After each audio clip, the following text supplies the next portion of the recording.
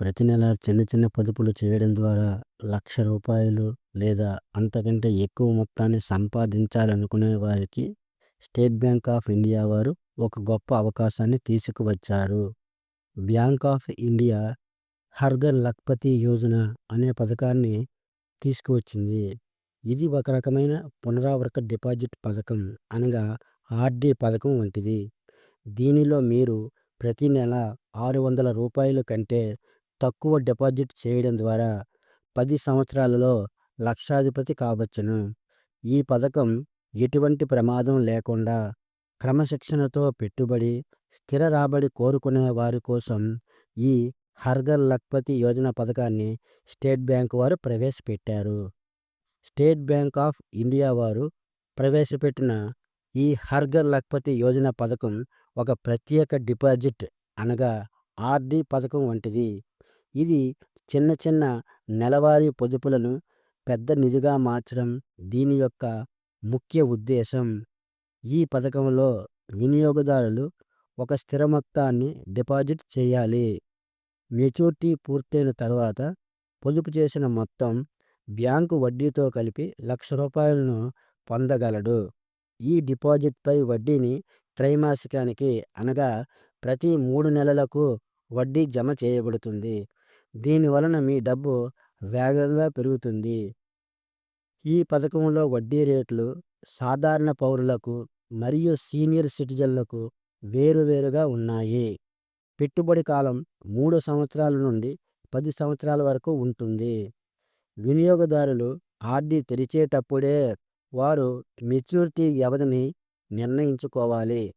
సాధారణ పౌరులకు 3 నుండి 4 సంవత్సరాల కాలానికి 6.75% వడ్డీ రేటు బ్యాంకు ఇస్తుంది.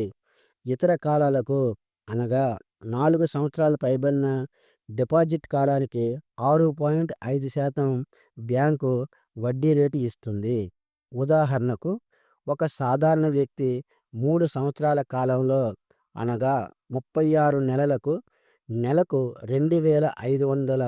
2,502 చొప్పున 36 నెలలకు గాను అతను రూ. 90,072 చెల్లిస్తాడు. బ్యాంకు వారు అతనికి 6.75% వడ్డీ రేటు చొప్పున సుమారుగా రూ.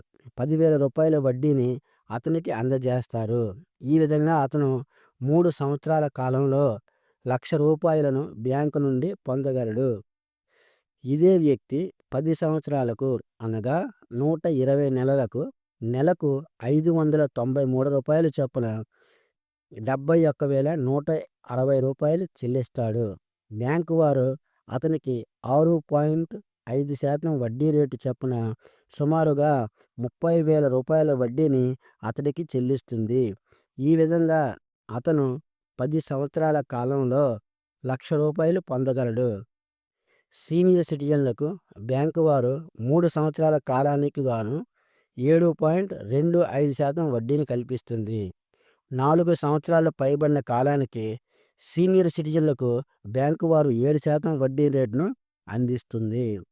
ఉదాహరణకు, ఒక సీనియర్ సిటిజన్ నెలకు రూ. 2,482 చొప్పున 3 సంవత్సరాల కాలంలో, అనగా 36 నెలలకు గాను మొత్తం అతను రూ.